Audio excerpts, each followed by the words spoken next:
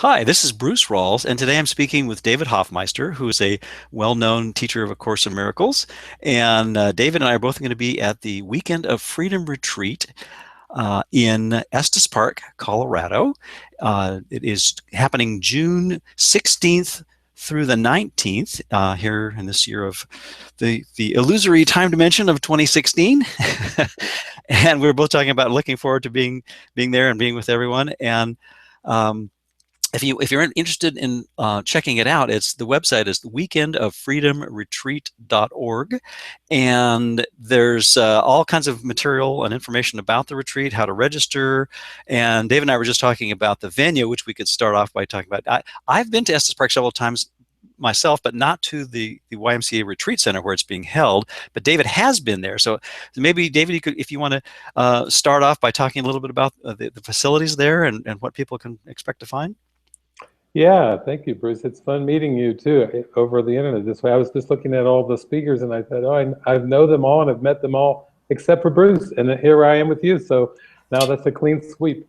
The facilities are basically very spacious. There's a big swimming pool. There's a big hall where larger groups meet. I'm not sure about the size of our group, whether we'll be in the big hall or not, but they have excellent facilities, very clean, very beautiful up in the Rocky Mountains. Mm-hmm. Fresh, clean, crisp air, bright green colors. I'm sure for the time we're doing it there in June, it will be very warm and beautiful. And so I think it's going to be a very inviting setting to have this weekend of freedom and just to frolic and play together and have a lot of joy together. Sounds good. Actually, I did meet you in San Francisco at one of the course conferences there a few years back. But it's been a while. We didn't have a chance to chat much because there were just so many people there. But I did enjoy your presentation, which involved a lot of videos, and I remember enjoying the selection that you had and having fun with that. And I know you've done a lot of very prolific in the course community with the work that you've done. So thank you for that. So yeah, talk a little bit about, you've just mentioned the facilities, which sound wonderful, and I'm looking forward to being there very much. Maybe you could talk a little bit about the work that you're doing and how it ties into the theme of freedom, because I think they chose a really good name, because I think A Course in Miracles really is about freedom, and it's freedom from the egoic craziness that we've all bought into at some level and forgotten that we walked into the self-made prison and dreamed of throwing away the key, and yet that key of forgiveness is always there at every moment, isn't it? And that's what frees us to turn that classroom, that seeming prison around, into a classroom, and explore how we can share that with each other and have fun with it. So maybe you could, share a little bit about that. It's a beautiful topic. Because the Course is such a profound teaching, and freedom, I think, is something everybody really yearns for, and they want freedom. Although I would say that we have to go quite deep with this into a very, very deep experience to actually have that freedom. I would say actually the holy instant, and when you start to move into that light, that revelatory light, and that deep peace, that's when you're actually getting into the realm. I've had a few blazing revelatory experiences in which the world just completely disappeared, and it was just all the great rays, it's called in the Course, or revelation. And to me, that's freedom. What we see in miracles is they kind of prepare the mind. When the mind is too afraid of that light and love, then we need lots of miracles. That's why it's called A Course in Miracles, not A Course in Revelation, or a course in the Holy Instant. Mm-hmm. The mind is so enamored with the ego that we know intuitively that if we could see the impossibility of the ego and see its nothingness, then we would be free. We would have a free will that God gave us in creation. But what I like to talk about too is that quote from the Course, which says, Jesus says, "What do you want? Freedom of the body or freedom of the mind? For both you cannot have." Which is good. Oh, what a gotcha, huh? Yeah, I mean, because to me, now we're starting to get into some good nuts and bolts things, because we all have grown up with an egoic definition of freedom, and we think freedom in money, freedom in more choices, freedom in movement of the body. When we see that the body can move freely, we go, oh, I feel free today. Liberty is really, huh? Liberty. Yeah, even liberty with countries, you know, oh, we live in a free country, not behind the Iron Curtain that some of us grew up with, and this and this. And all those definitions of freedom really don't have anything to do with freedom at all. Those are actually reflections of the freedom, but they still involve slavery. Right. And Right. so that's why I like that quote that I just gave from Jesus, It's a because great one. to have a free mind, I think we all have to be ready to move into what I call mysticism, where we let go of the cares and concerns and the worries and the all the defenses of the world, and come into the simplicity of a very still, quiet, tranquil mind. And there's enormous freedom in that, but not to be found in trying to think we can fool ourselves into, you know, I traveled in 44 countries, and people go, well, you got to be pretty free to travel around the world like that. How do you even afford that? And I say, no, that really has nothing to do with freedom either. It's all a state of mind. Right. Exactly. Exactly. And the freedom really is the freedom to recognize the peace that we never left, the holiness and the innocence and the complete inclusion of the being that we really are, that we just dreamt we left. What a silly dream is that? And like the Course says, you know, that peace is not a small gift. But we're so enamored with all our specialness, you know, and the myriad forms that it takes, and you know, and knock ourselves out. But at some point, you know, we get around to like, well, yeah, maybe there's a better way, as the Course suggests, Yeah. and we keep, you know, trying the self-incarceration route, you know, until we finally, in desperation, say, you know, this isn't. How's that working out for you? You know, our inner kindness teacher, you know, AKA Holy Spirit, says, you know, and eventually it's like, if we're honest with ourselves, not so well, you know. And like you say, the liberties and the ability to select between illusion A and illusion B and illusion C, you know, eventually we're going to find, you know, we're going to see that we've you know, been following the inner used car salesman of the ego, and let us talk us into another lemon again of you know, choosing that thought system, and pretty soon we'll say, you know, I think I'm tired of being tricked by this this shenanigans, and just say, I'd rather have the freedom of mind to not allow anything specific in this massive, you know, holographic dream to pull the wool over our eyes and convince us that we're going to find peace in the dream as dream figures instead of as dreamers. Yeah.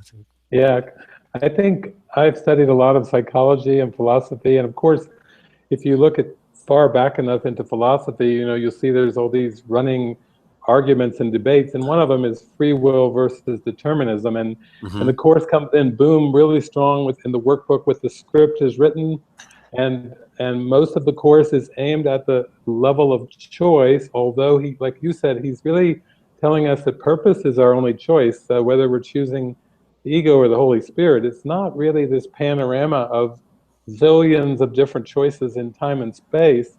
So it's kind of interesting that freedom is associated with choice in this world. And they'll say people that come from poor countries or third world countries that have to walk like 8 hours a day to carry a pitcher of water on their head to their family, you know, they just don't have the choices that we have in the Western world. That's not actually the truth. We start to see that all of these choices are made up by the ego to keep us from experiencing the kingdom of heaven. And even in the workbook, Jesus says, heaven is a decision I must make. He says, that heaven has to take the form of a decision because you believe in a world of opposites. Right. And there would be no way to relate to it. There would be no escape hatch out of time and space unless we talk about choice. But a lot of times, many amazing spiritual teachers will still tell me, well, you know, when God created us, he gave us free will. And I go, yes, and it's important to know that if we study the clarification of terms of the Course, that we have free will in heaven and not in the dream. And so when they take free will and they take it to mean God gave us choice, like he gave us we could choose hell or heaven. No, actually, God didn't give that ability. That is another make-believe ability of the ego, but the Holy Spirit is using what the ego made as part of the escape hatch. So this is really fine points, but once you get into non-dual teachings and whatever, I will hear non-dual teachers say a lot of times there is no choice, and ultimately that's true of oneness, but it's not real practical Right, right, if you exactly. believe you're in time and space. Exactly, and that's an excellent point, because there is one illusion, which of Course in Miracles reminds us of at every turn, and that is the illusion of forgiveness, which itself is an illusion, but it's the one illusion that undoes our investment in all the others, Yeah. and kind of gets us, instead of climbing up all of ego's myriad fake ladders that get more and more rickety and unstable as we try to climb up them. It says, well, there is one ladder that's inside your mind that you've overlooked, of all the causes of your suffering, among guilt was not among them, that I'm paraphrasing, which I usually do, but it's like if we look at the unconscious guilt and we look at the dream that we made up, and our intention for doing it because we thought we shattered perfect oneness, it's like, wait a minute, that's silly. How could I have done that? And if we really, like you say, go deeper and examine the contents of our mind and see that this is just a massive charade, an incredibly elaborate hoax with three-dimensional characters and beyond Academy Award-winning performances in the movie screen of your mind. I know you and I both share a love of looking at the metaphors of movies and seeing how profoundly applicable that metaphor is to everything. And of course says, your waking and sleeping dreams are different in form, but they're basically the same. And again, I'm paraphrasing that. There's a place in the fairly early part of the text, I think, that says that is the waking and sleeping dreams. They're basically the same thing. But we think, oh, now I've every morning we say, oh, now I've woken up and now I'm free to choose among all these different illusions. Well, no, if the Course is correct, if it's the script is already written, then we do have one freedom remaining, and that's choosing which thought system. Choosing the real ladder that's inside our mind that says, I could forgive all this. I could forgive myself for making up this dream of separation, and in the process, because ideas don't leave their source and minds are joined, I can take everybody with me at every moment when I choose to see that I'm intentionally choosing separation, and that's not getting me anywhere, and choose again and say, every person, everything, every situation is my brother, and I can see it differently. Yeah. Yeah. It's very interesting that I look at the pictures and I just feel such a connection with everybody, because I know there a few years back there was a meeting that took place of a lot of different channelers and people involving with the Course and the periphery things, because there's so many.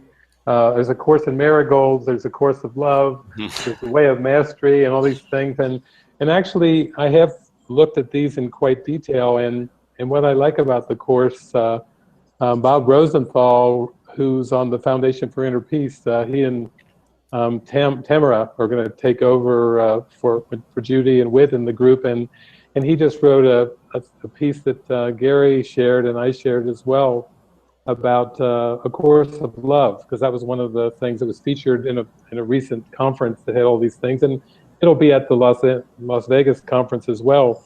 And I think that's important for those who really work with the Course to see that the Holy Spirit can use all the symbols of the world. So when I had students back in the 1990s, I would say, listen, I'm here to teach from the Course because it's my pathway of coming to happiness and joy, and I have so much love and devotion for it. It's only one path in the universal curriculum. There's thousands of others. I said, if you want to bring in questions from your heart that relate to awakening, I'm willing to address that. But as far as bringing in everything, I've studied all the Eastern paths and many, many things myself, but the Course is a pathway that we're going to focus on. And it's about bringing the illusions to the truth. Right. We're not trying to bring truth into the illusion. We're not trying to bring love into images. We're actually trying to say, here, Holy Spirit, I'll give you all my dreams. I'll give you all my beliefs, all my concepts, all my thoughts, all my feelings, everything. I give them all to you, and you wash my mind free and clear and pure, so I can pure light.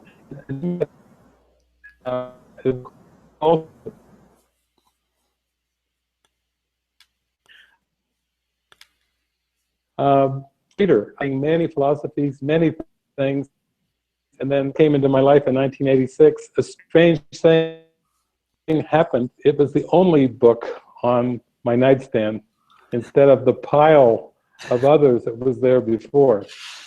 And I think other people have had that same experience. I think that's called Gary's, and he's talked to me a number of times about how important that is. I'm also into application just as much as I'm into the metaphysics, like not making any exceptions. But I think we're going to have a very profound experience. And just looking at the lineup of Gary and Cindy and Dove and you, and Lori Colburn is a friend of mine from Michigan. Craig's a friend of mine from Hawaii. Maria Felipe is a friend of mine from Los Angeles. I think it's good. We're just going to have a lot of fun there. I completely agree. I completely agree. There was a couple of moments where I think the technical issues in our conversation might have made a few hiccups, but hopefully most of that got through. So anyway, any concluding remarks before we wrap this conversation up? Well, just a big welcome to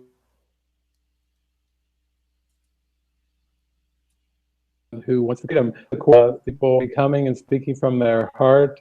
They're very devoted speakers. They're dear friends. And even if you just happen to see Weekend of Freedom Retreat and you go, wow, that sounds nice. Maybe you're from Boulder. I know there's a lot of Buddhist practitioners and quite a big course contingency up there as well. But if you even hear the words Weekend of Freedom and you feel like,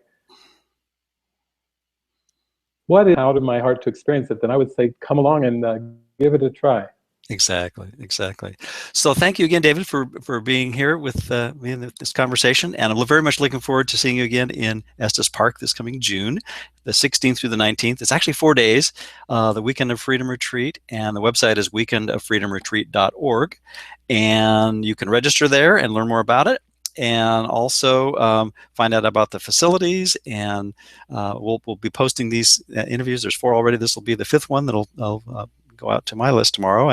And also in terms of the logistics, it's not going to be just presentations. It's actually going to be a lot of interaction, and the roundtables that are being part of it, I think is going to be really, really important, because it is about that we're all in this together, where we're all sharing, we're all teaching and learning at the same time, and with that spirit of egalitarian oneness and sameness, which is our kind of the path that leads us back to the oneness that we can't really kind of grok from this level, but the sameness is something we can wrap our minds around and get into. That's going to be the focus and the quality of this event, and I'm very much looking forward to it. So again, thanks for being here, and the website again one more time is weekendoffreedomretreat.org, and we'll see you there. Have a great one. Yeah, thank you, Bruce. Thanks, David.